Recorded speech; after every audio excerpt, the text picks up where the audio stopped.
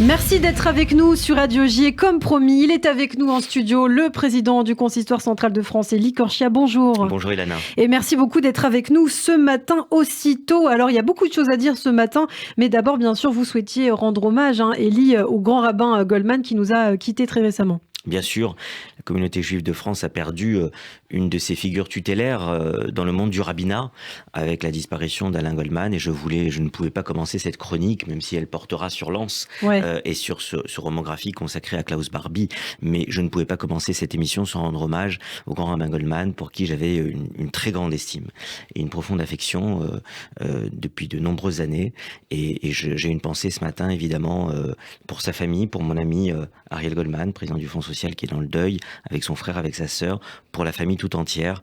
Et comme j'ai dit le jour de l'enterrement du grand rabbin Goldman au cimetière du Montparnasse, c'est un homme qui nous a marqué à la fois par sa sagesse, par son humanité et par la façon qu'il avait d'être toujours très proche des autres. Cet amour du prochain qu'il prenait, eh bien, il le vivait au quotidien. Et c'était pour nous, pour, je dirais, toutes celles et ceux qui l'ont connu, mais aussi évidemment pour les représentants de la communauté juive et du consistoire en particulier, un honneur et un bonheur de le côtoyer au quotidien. Il a accompagné la vie de la communauté juive de France tout au long de ces dernières décennies, et en tant que grand rabbin de Paris, pendant 14 ans, bien évidemment, de 80 à 1994, mais aussi bien après, il était toujours présent dans les services pour aider, pour donner un conseil, pour toujours avoir cette humanité qui était la sienne, et donc je voulais lui rendre hommage, comme je voulais rendre aussi hommage ce matin autre disparition, à mon ami David Tibi, qui est décédé cette semaine. On a eu du mal à le croire, parce que c'était un symbole de vie, d'énergie, de dynamisme.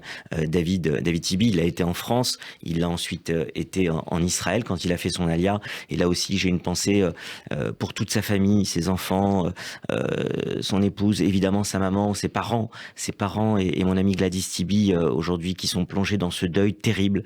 Je sais ce que c'est que perdre comme ça un père jeune, et vraiment ils ont toute mon amitié, toute ma proximité ce matin.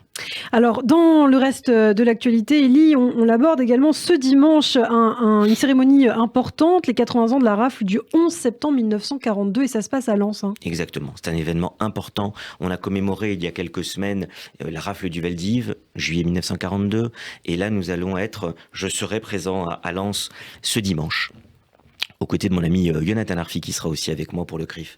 Je serai présent pour être aux côtés de la communauté juive de Lens, qui est présidée par mon ami Sylvain Boukobza, qui fait vivre cette communauté avec son épouse, et aux côtés de Charles Sulman, président du consistoire régional des Hauts-de-France et du CRIF local.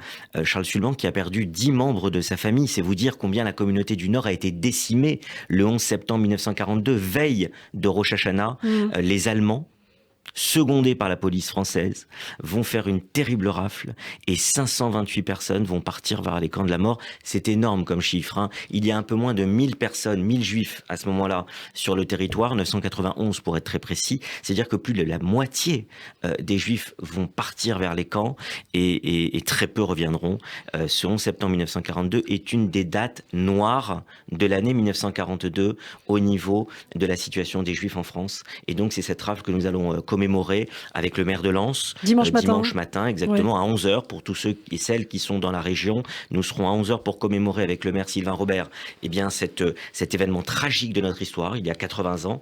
Nous serons tout d'abord devant le monument aux morts. Nous partirons ensuite sur le quai de la gare, où il y a une plaque qui a été apposée à la mémoire des disparus, et ensuite nous irons à la synagogue pour la dernière étape. Nous irons à la synagogue de Lens. C'est un moment important de recueillement que nous aurons par rapport à cette date fondamentale d'il y a 80 ans. Et ce sera donc ce dimanche matin. Alors, comme chaque vendredi, on va terminer par un conseil lecture, le conseil lecture du Shabbat. Et vous nous emmenez cette BD, ce roman graphique, Klaus Barbie, La route du rat. Alors, vous avez beaucoup aimé, je crois.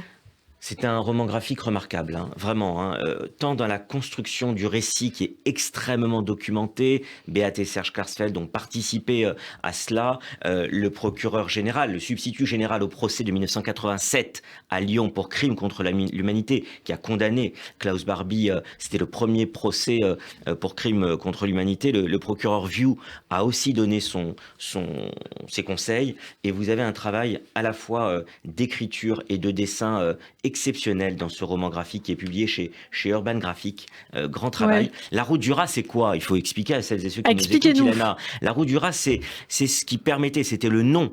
La route des rats, c'était le nom qui a été donné à la filière d'exfiltration qui a permis à des milliers d'anciens dignitaires nazis de fuir après la Seconde Guerre mondiale le continent européen pour aller principalement en Amérique du Sud et pour se protéger là-bas. Et Klaus Barbie, qui avec Eichmann ou Joseph Mengele, un des personnages les plus emblématiques du régime nazi, a réussi après-guerre à partir en Amérique du Sud. Il va se retrouver en Bolivie. C'est là où il sera arrêté près de 40 ans après la guerre. C'est vous dire combien il a pu bénéficier de soutien. Il a même travaillé pour le contre-espionnage américain, qui faisait peu de cas à ce moment-là de ce qu'avaient pu faire ces personnes sous le régime nazi, mais qui avaient surtout besoin de leurs compétences pour aller servir les intérêts US en Amérique du Sud, notamment pour apporter des éléments de contre-espionnage.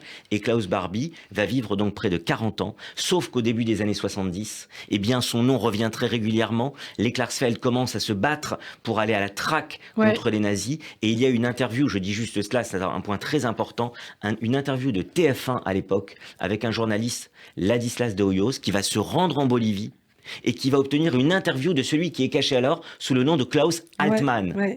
Et on ne sait pas si Altmann est Barbie ou non. Lui, il se présente comme Klaus Altmann et il dit qu'il n'a rien à voir avec ce Barbie qui est responsable, rappelons-le à celles et ceux qui nous écoutent, de la mort de Jean Moulin, de la rafle des enfants d'Isieux.